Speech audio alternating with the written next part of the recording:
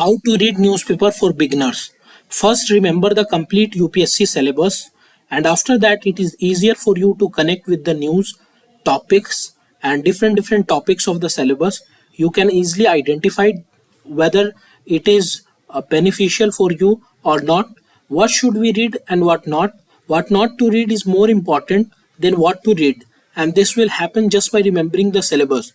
So my dear aspirant, remembering the syllabus is the key to success in UPSC examination or any PCS examination.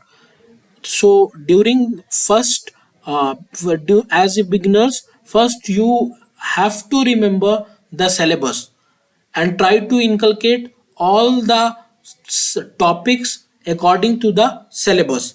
If you want me to take more such videos, or if you want me how to make a notes from the newspaper, you let me know in the comments. For more such videos, hit the bell icon and subscribe to the channel.